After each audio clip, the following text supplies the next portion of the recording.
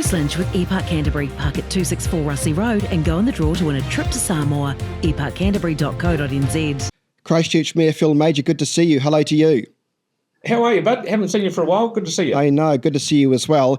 Does Christchurch City or the South Island need an NRL team? As you know, I want Christchurch will be the events and sporting capital of New Zealand.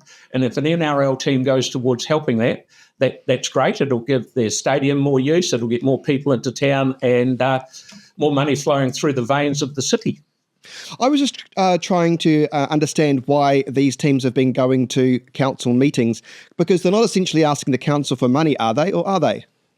Oh, to be honest, I wasn't actually at the council meeting yesterday. I was out of town, so I'm not quite up to speed with that. I only just got back. So, I wouldn't like to think they're asking council for money because everyone else is and we haven't got any. Mm. Do you think we will eventually become the sporting capital of New Zealand? What's left to do, Phil, in your view?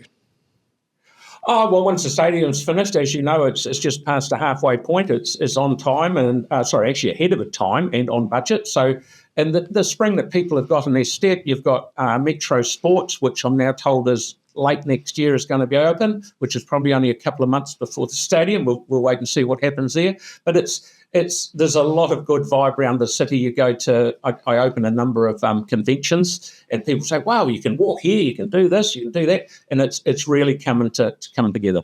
Yeah, it is. It feels like a city now. Wings to Wheels Cycleway. We spoke to Councillor Aaron Kewen earlier this week, but also it was revealed the council's already spent $5.4 million already. That's without physical works. Who's got that money? Is it consultants? Is it designs? I mean, that's a hell of a lot of money to spend on something we still haven't seen, Phil. You're preaching to the converted here, Chris. It is a hell of a lot of money. There will be some on consultants, but there has been a lot of money spent on consultation where we go out to talk to the public. I'm very disappointed that we could have put in the original set of traffic lights for probably $1.5 million years ago, but we decided to do it this way, and it seems a little bit daft to me that this is what's happened. But one good thing that's coming is we get our GPS results sort of in what the government are going to pay for and not pay for, and maybe and probably Wheels to Wings is not going to be funded by the government at all, from what I'm told. But that still means that councillors could still vote ahead to go do it with council money, though, doesn't it? They certainly could. And it depends how many number of people you've got around the table to be able to vote, yes, we'll do it, or no, we won't. But you see, it's now up to about $31 million overall. And there's an outside chance that all of that could be funded by rates. Now, we've got to get our priorities right. I'd much rather see what's more important, throwing money at the Pages Road Bridge, because I'm told that's not funded either. So what's more important? Well, what is more important in your view? Is it the Pages Road Bridge? Is it fixing footpaths and roads over on the east sides of Christchurch, as opposed to these multi-million-dollar grandiose ideas over Western Christchurch?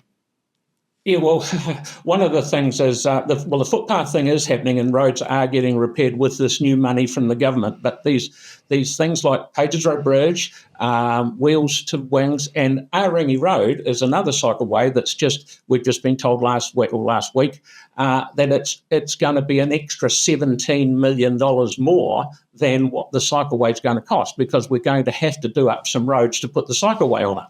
My view is that if we don't do the cycleway down there, we don't have to spend the $17 million. And we're flat out trying to save money, not put more on.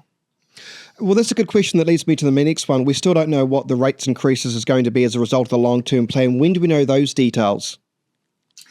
We sort of settled on a number the other day. The next thing that the staff are working on, it comes back to it, and we do our voting, and it'll come down to the stage where, right, here's the number, say it's 10% or whatever it is. Anyone that votes for this, the number will go up, and anyone that votes for this, the number will stay where it is or go down. It probably won't go down, but there'll be factions that want to put a little bit more on, and the number will go up, and there'll be people who will vote against it. Depends how many people we've got around the table to get this sort of stuff settled down. Two Shirley intersections are getting raised platforms. The majority of people who live near the area are supportive of some of the traffic measures to make the intersection safer. But according to the council's own data, own report back to the community, most people didn't want the raised platforms, but yet we're still getting raised platforms because the council staff said it's not so much about stopping the traffic flow, it's all about safety. Who the hell is running the ship here, Phil?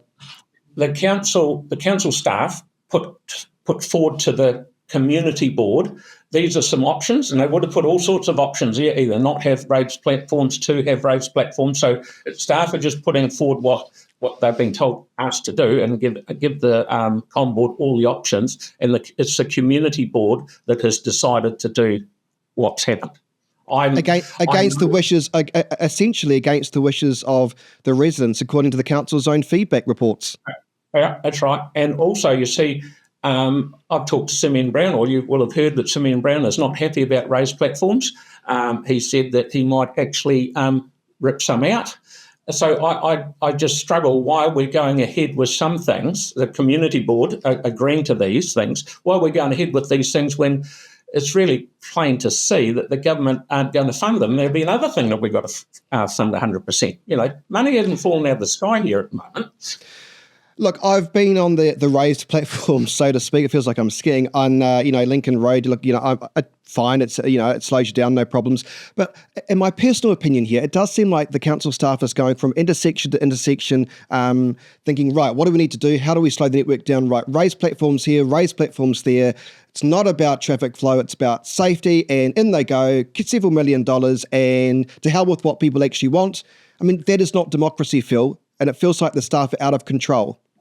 Oh, no. Well, once again, the staff are putting forward the points of view, and they will have given both points of view, and it's the com board that's decided what's going on. Now, I'll give you another wee heads up. With the Pages Road Bridge, there's a whole lot of extra roading that's going to happen along with it, round by the museum and the police station in Brighton. I don't know whether you know where I'm talking about. There's four intersections there that are part of the upgrade of the road. All of those four are designed as raised intersections. I'm scratching my head on why it's even gone out to public consultation for raised intersections when we're trying to have it so people can get out of New Brighton quickly and go over the new bridge, which is 2 lanes out of town or out of Brighton. And we're putting all these raised intersections in to slow people down. That beggars belief to me. I really struggle with it. Phil Mauger, good to see you. Thanks so much for your time. Good on you, man. See you around.